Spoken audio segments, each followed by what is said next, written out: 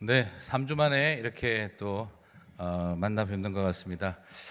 오늘 그 모임 중에 각 테이블별로 이렇게 또 오늘 헌금하는 날입니다. 그래서 기억해 주시고 또 테이블별로 이렇게 리더들께서는 또 헌금 이렇게 함께 참여해 주신 우리 자매님들 헌금과 함께 또 우리 아가방과 또 여러 사역들에 이렇게 귀하게 쓰일 수 있도록 함께 해주시면 감사하겠습니다.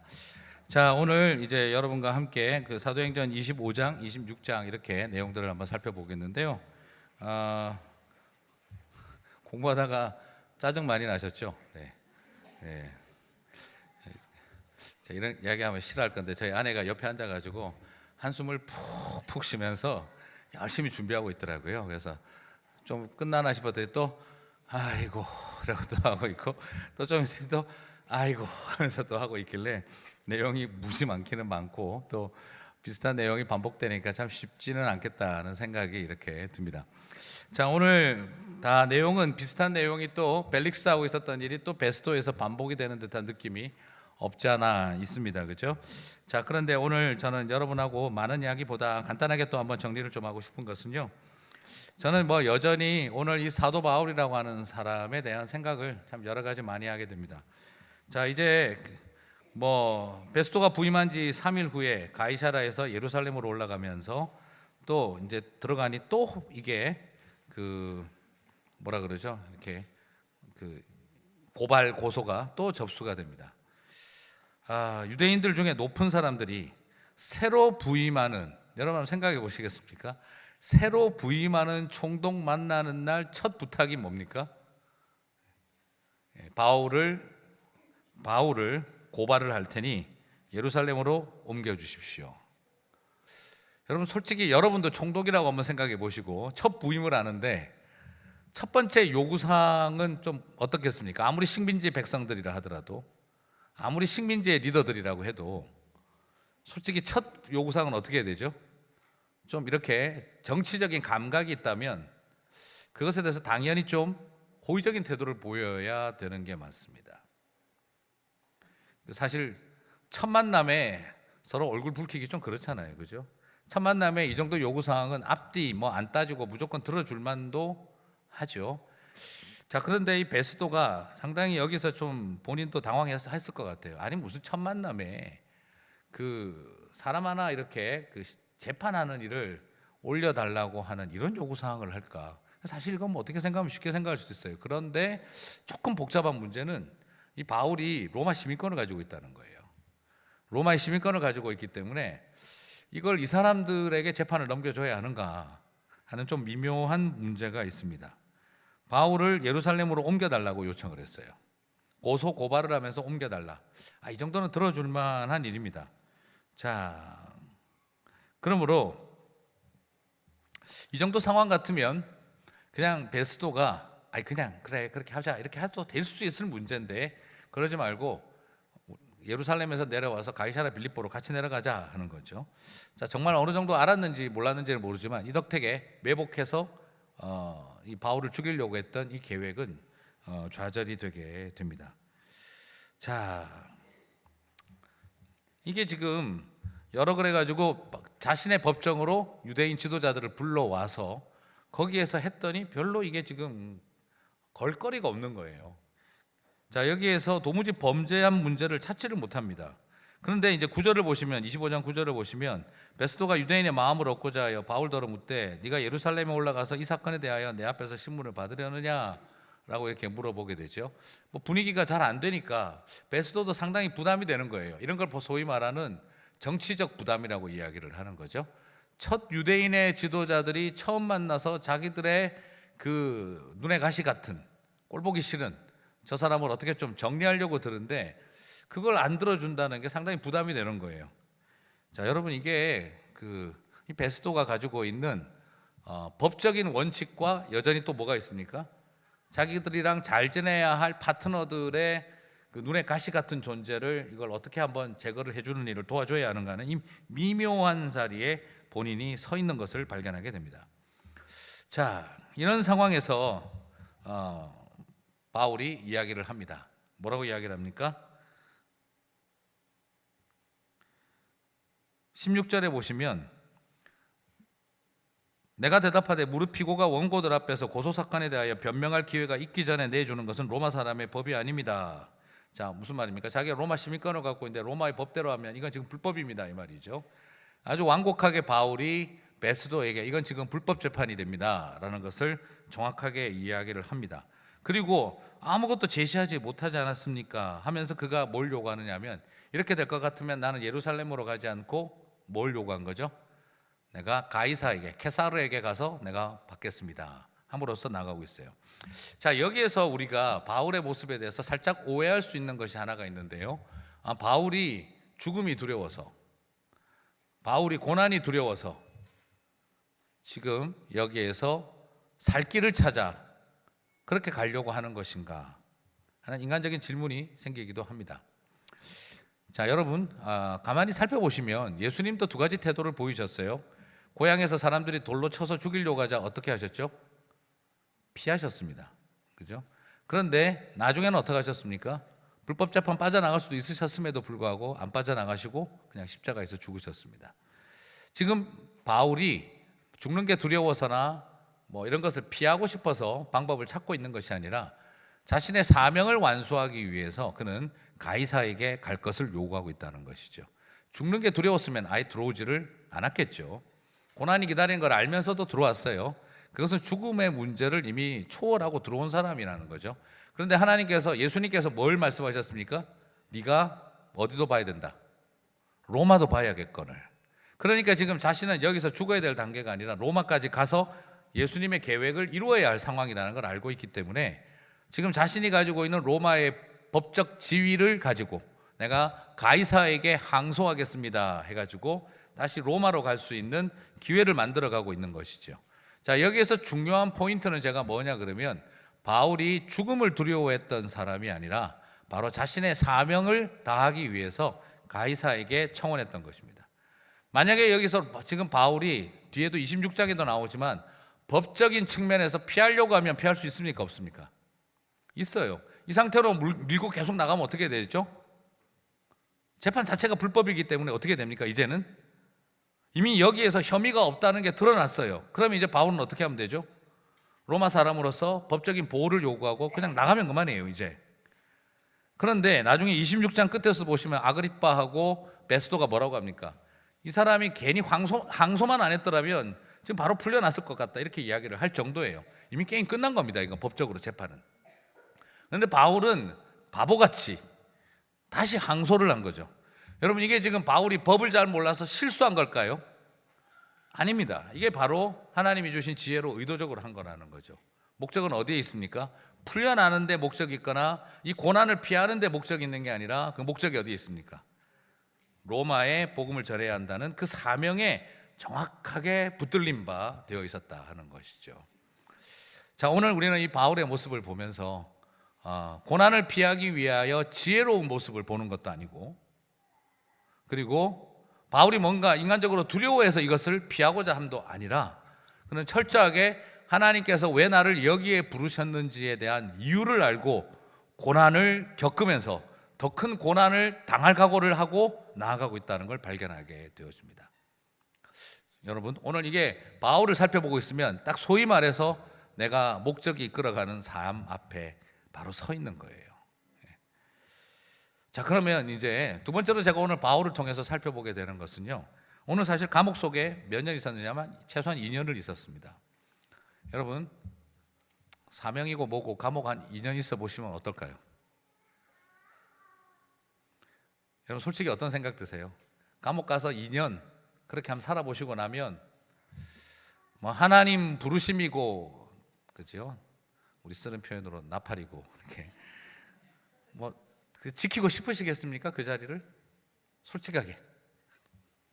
여러분, 솔직히 한 2년 동안 왕따 한번 당해보시고, 그리고 감옥에 갇혀서 혼자 아무것도 못하고 한번 2년 뒤 살아보고 나온 다음에 주님의 부르심을 논할 자신 있으십니까?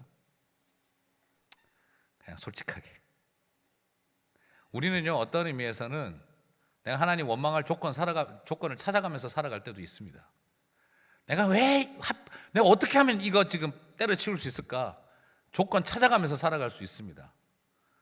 어떻게 하면, 죄송합니다, 내가 이제 내 이거 진짜 이 안수 집사 그만하고 그냥 때려치우고 적당히 빠질 수 있을까? 내가 어떻게 하면 이 괜히 권사라는 거 뭐 달아가지고 이거 적당히 좀 빠져나갈 수 있을까? 어떻게 하면 내가 이거 교회에서 목자 같은 거 이런 거 좀 적당히 빠져나갈 수 있을까? 우리 어떻게 하면, 죄송합니다, 목사 그냥 좀 쉽게 할 방법이 없을까? 내 이 험한 꼴 더러운 꼴 이 꼴 저 꼴 봐가면서 내가 왜 굳이 내가 목사하려고 했을까? 우리는 어떻게 하든지 이거 적당히 그만두고 나도 남들처럼 좀 편하고 싶은 길 왜 안 찾고 싶겠습니까? 사람 마음이. 그래서 우리 안에 은근히 사람들이 뭐라고 이야기를 하냐 그러면요, 그리스도인들은 종이 호랑이 같다. 겉보기는 호랑이 같은데 물만 몇 점 튀기면 다 찢어진다 이거예요. 종이 호랑이 같다는 말이 무슨 말인지 여러분 잘 이해하시기를 바랍니다. 분무기 한 번만 뿌려줘도, 소나기도 필요 없습니다. 분무기만 뿌려주면 알아서 찢어진다는 겁니다. 겉보기는 호랑이 같은데, 호랑이 그림을 그리고 있는데, 호랑이 상을 가지고 있는데 분무기만 뿌려줘도, 물 몇 개만 튀어도 알아서 스스로 헤어지고 찢어지는 존재가 그리스도인들이다 라고 안 믿는 사람이 비아냥거리더라고요. 크리스찬들 말하는 거 들어보면 다 용서할 것 같고, 크리스찬들 말하는 거 보면 다 사랑할 것 같고, 크리스찬들 말하는 거 보면 다 고난을 감당할 것 같고, 크리스찬들 말하는 거 보면 다 애매히 슬픔을 참을 것 같고, 크리스찬들 말하는 거 보면 내 자존심 같은 거는 다 내려놓고 십자가에 죽은 것 같은데, 가만히 살펴보니까 자존심 덩어리고, 그리고 철저하게 용서 못하고, 철저하게 사랑하지 않고, 철저하게 분노하는 존재들이더라. 그리고 철저하게 자기 잘난 맛에만 살더라.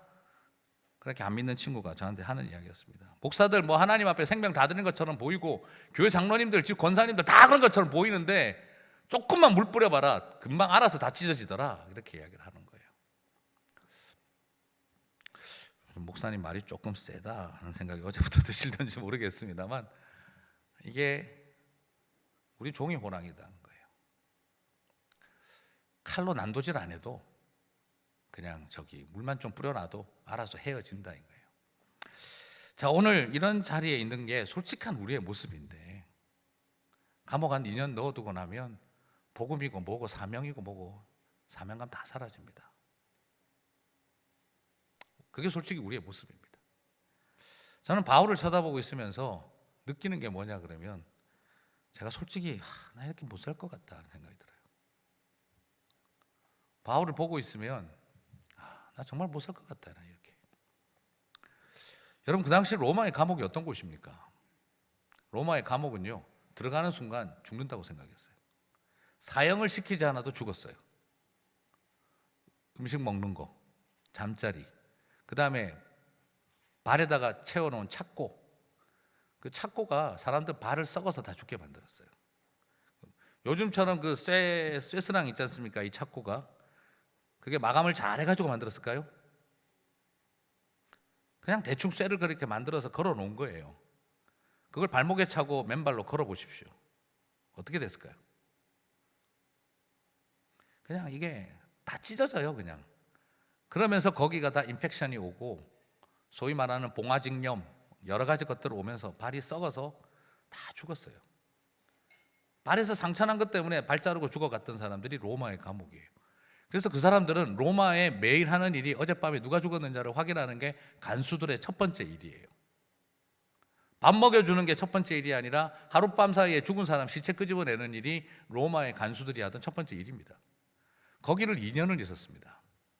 거기에 2년을 있었으면 하나님이 나를 사랑하시는가 하는 질문부터 시작해서 사명을 주시긴 주셨는가 하는 질문까지 온갖 생각이 다 날 상황이 지금 사실은 감옥입니다. 근데 바울은 거기서 나왔어요. 그리고 나서 자기 앞에 뭐라고 합니까? 아그리빠하고 이 사람들이 어떤 모양으로 앉았습니까? 그 위엄을 갖추고 그냥 자기들이 그 화려한 황금 옷들을 입고 온갖 폼을 다 잡고, 그리고 바울 앞에 그들이 섰습니다.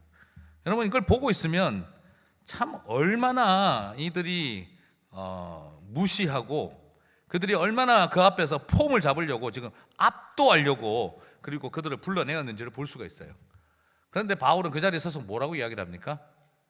이렇게 결박된 것 외에는 아그리빠 왕이요, 베스토 총독이요, 여러분들도 다 나와 같이 되기를 원합니다. 여러분, 그 순간에 이 사람들 무슨 생각이 들었을까요? 지금 감옥에 갇혀 있다가 2년 동안 이 몰골로 하고 나온 네가 지금 나한테 이런 말을 해? 자기 민족에게 이런 꼴을 집단 왕따를 당하고 살아가는 네가 지금 나한테 이런 말을 해?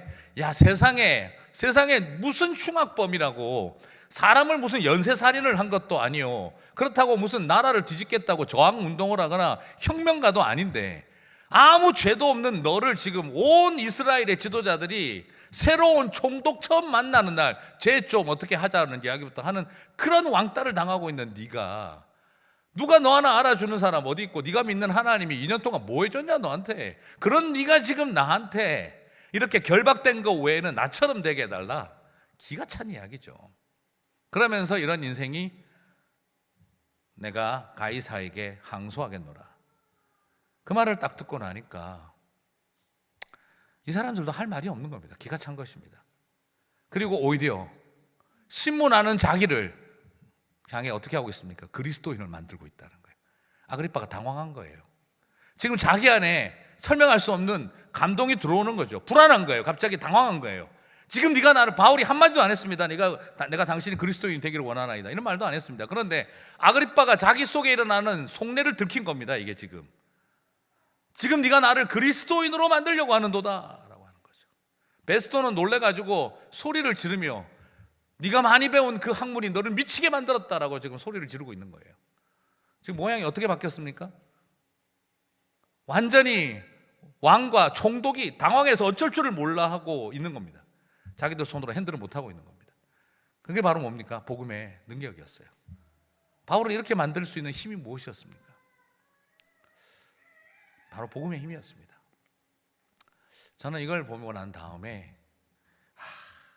나는 2년 뒤에도 이렇게 살아갈 자신이 솔직히 없다. 인간적으로는 도저히 살 수 없을 것 같아요. 여러분, 오늘 솔직한 우리 모습 앞에 한번 서보십시다. 박수 쳐주고 탁월하다 하고 인정해 주니까 우리가 어쩌면 우쭐해서 갈 수 있지, 이런 상황 되면은 아마 그냥 하나님을 욕하고 죽으라는 욥의 아내의 목소리가 더 귀에 들릴 만한 상황인 거죠. 저는 이 바울을 바라보면서 정말 이 사람에게 있어서 소명이라는 게 무엇이었고, 이 사람에게 있어서 예수님을 만난 첫사랑이라는 게 뭐였을까 하는 그 질문을 던지지 않을 수가 없는 거예요. 살 길을 찾지 않고 더 고생하는 그 길을 가기 위해서. 그래서 오늘 저는 여러분하고 이제 마지막으로 두 가지만 이야기를 드리고 싶습니다. 그는 오늘 사도행전 26장을 여러분 보시면 다시 14절부터 자신에게 일어났던 일을 말합니다. 자기가 예수님을 처음 만난 첫사랑의 이야기를 14절부터 다시 말하고 있습니다. 그렇죠? 오늘 바울은 먼저 어떤 사람이었냐고 제가 결론을 내리고 싶으냐 그러면, 이 모든 게 가능했던 이유는 첫사랑의 감격을 죽는 날까지 잊지 않았던 사람이다 하는 거죠. 우리는 첫사랑을 간직하고 살아갈까요? 아니면 아주 오래된 연인들처럼 살아갈까요? 저는 첫사랑을 간직하고 살고 있습니다. 늘 비웃고 계시지만 질투하는구나, 저는 그렇게 생각을 하고 있습니다. 자, 첫사랑의 마음을 끝까지 가지고 살아가는가.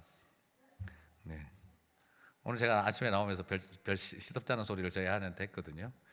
그 옛날 쥐색 치마 입고 뭐 저거 제가 얘기를 하니까 아이고 그걸 아직까지 기억을 하냐 이러면서 웃더라고요. 첫사랑을 잊어버리지 않으셔야 합니다. 굉장히 중요한 겁니다. 오늘 바울은 살펴보십시오.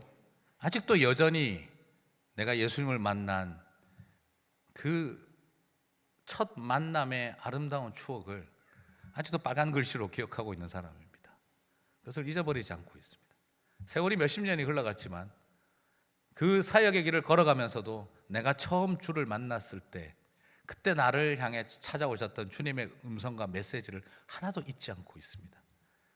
시간이 지나가면 잊어버릴 만도 하고 흘려버릴 만도 하고, 내가 처음 예수님을 만났을 때, 주님이 나를 처음 불러 세우셨을 때, 그때 그 감격 같은 거는 다 사라져 버린 채 지금 남아있는 것은 그냥 욕심과 내 성공과 내가 뭔가 잘하고 싶은 야망과, 그리고 내가 남들에게 더 인정받고 싶은 자기 사랑에 뭉쳐서 살아가고 있을 텐데, 근데 바울은 이 마지막 그 순간까지도 그의 머릿속에 떠나지 않고 있는 것은 내가 처음 주님을 만났을 때의 그 첫사랑의 메시지라는 거죠.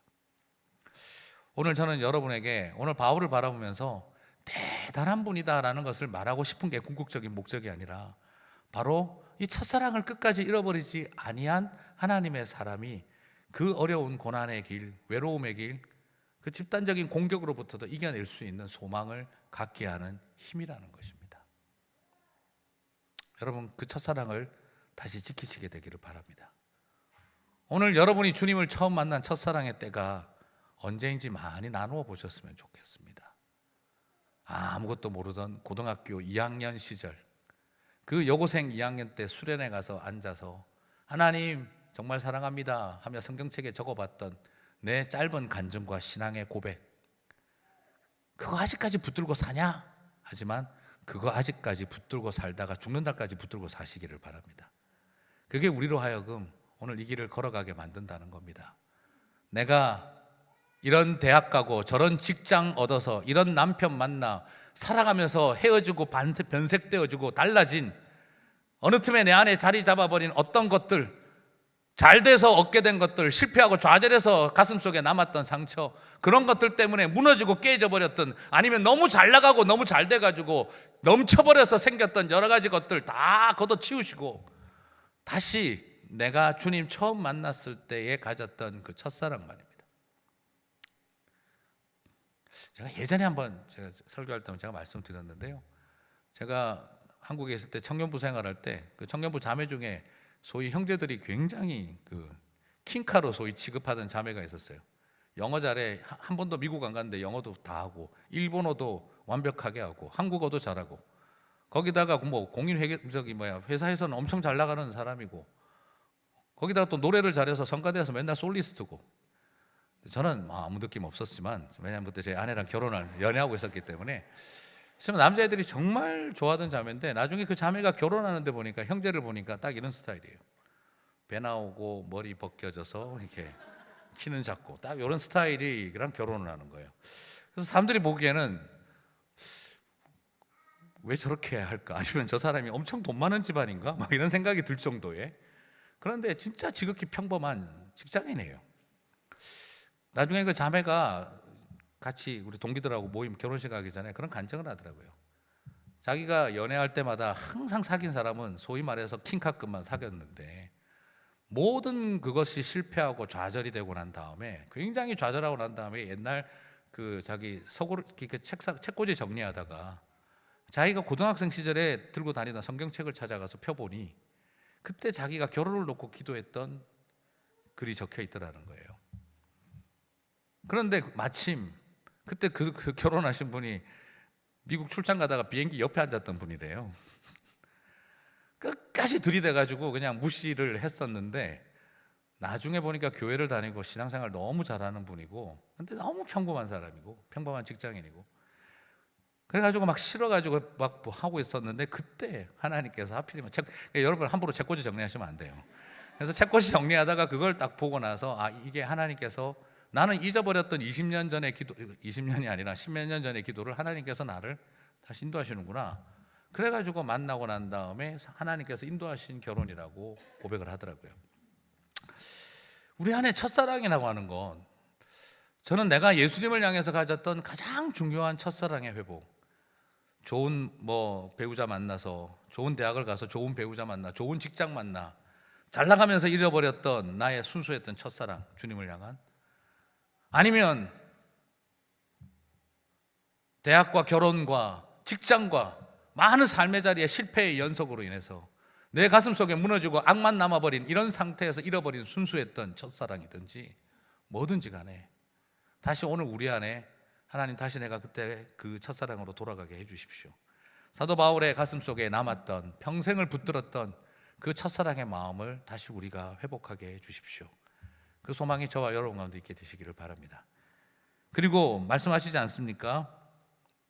이스라엘과 이방인들에게 내가 너를 구원하여 그들에게 보내요. 그 눈을 뜨게 하여 어둠에서 빛으로 하나님께 돌아오게 하고 제사함과 나를 믿어 거룩하게 된 무리 가운데 기업을 얻게 하게 하기 위해서 내가 너를 부른 이유는 그들을 살리게 하기 위해서라고 하셨습니다. 여기서 무엇입니까? 이 사명을 끝까지 놓지 않은 거예요. 주님을 처음 만났을 때 처음 주셨던 그 첫 사명, 그리고 그 감옥에 들어가기 직전 주님께서 자기에게 주셨던 두 번째가 무엇입니까? 지금 나에게 주신 하나님의 음성, 내 눈앞에 있는 현실이 아니라, 여러분 지난주 기억하십니까? 내 뒤에서 들려오는 나를 죽이겠다는 수근거리는 사람들의 그 이야기보다, 그리고 내 눈앞에서 나를 가지고 놀고 있는, 말장난치고 돈이나 요구하고 있는 저 벨릭스 같은 사람들의 말보다, 그는 내 옆에 있는 누구의 말을 들었습니까? 네가 로마도 보아야 알고 내가 너를 지켜주겠다는 거. 오늘 우리가 무엇을 듣고 있느냐면, 그는 첫사랑을 딱 붙들었고, 그리고 내 주변의 환경과 내 뒤에서 들려오는 말과 내 앞에서 들려오는 말을 들은 게 아니라 내 옆에서 나와 함께하고 계시는 예수님의 음성을 들었다는 것이죠. 여러분, 그것을, 지금 들려오는 그 음성을 끝까지 붙들고 가느니, 아주 오래된 첫사랑이 그것을 놓치지 않고 날마다 순간마다 나에게 주시는 그 음성 앞에 사로잡혀서 살아가느니, 저는 이 두 가지를 잘 붙들고 가시는 저와 여러분이 되시기를 축복합니다. 여러분, 바울을 뭐라고 표현하고 있습니까? 사울아 사울아 네가 어찌하여 나를 박해하느냐, 가시채를 뒷발질하기가 네게 고생이니라. 바울은 이걸 알고 있는 거예요. 여러분, 가시채를 뒷발질한다는 게 이게 무슨 말이냐 그러면, 네게 고생이라는 말이 뭐냐 그러면, 이 가시채가 뭐냐면 예수님이 십자가에서 죽으실 때 맞았던 채찍 같은 거예요. 쇠 채찍. 맞으면 살점이 뜯겨나갈 정도였고, 근데 그런 가시 채찍 같은 거를 이렇게 뒤에 들고 있으면서 옛날에 소나 말이 달릴 때 뒤에서 그걸로 이렇게 툭툭 쳤어요. 찌르고 뒤에서 다리를 때리기도 하고 그래요, 주인이. 왜냐하면 빨리 가라 이거죠. 그래서 한편으로는 이 가시채는 쓰이기에 따라서 고난과 고통이 우리를 빨리 가게 만드는 은혜라는 표현으로 쓰이기도 하지만, 오늘 사도행전에서 좀 다른 뜻으로 쓰였어요. 그래서 이 소나 이 말들을 툭툭 치는 거예요. 이게 고통을 주는 거죠. 고통을 줘서 느려지지 않고 열심히 살게 만드는 거죠. 일하게 만드는 거죠. 그런데 이 말들 중에 성깔이 급하고 이 또 소 중에 이렇게 굉장히 이게 강한 그 소들은 그걸 툭툭 치면 앞으로 안 가고 어떻게 하냐 그러면, 아 왜 귀찮게 해 그냥, 그러고 그걸 뒷발질을 해버려요 자기가. 그럼 어떻게 될까요? 더 죽는 거죠 자기가. 이게 뭐냐 그러면, 여러분 이게 굉장히 참 웃기는 이야기인데, 사실 우리 자신을 보면 우리가 그러고 살아요. 고난과 고통이 이렇게 우리를 툭툭 찔러요. 가시채 같은 게 뒤에서 우리를 툭툭 찔러요. 뭘 뜻하죠? 만약 그게 주님이 그러신다고 한다면 뭘 뜻하죠? 우리를 정신 차리게 만드는 거예요. 살리게 만드는 통로예요. 근데 그게 싫다고 우리가 뒤로 쳐버리면 어떻게 되죠? 내가 더 죽는 거예요. 그게 바울의 모습을 그걸 묘사하고 있는 것입니다. 네가 결국에는 가시채를 뒷발질하는 모습으로 그렇게 살아왔던 사람, 쓸데없는 수고를 하고 쓸데없이 애쓰고 쓸데없이 자기 이 감정을 드러내고 살아왔지 않았느냐.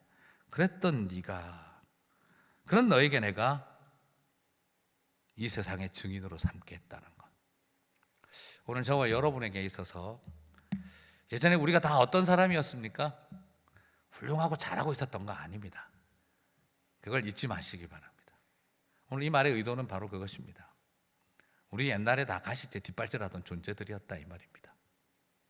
그럼에도 불구하고 주님은 저와 여러분을 사랑하셨고, 그리고 그런 우리들에게 사명을 계속 새롭게 해주셨습니다.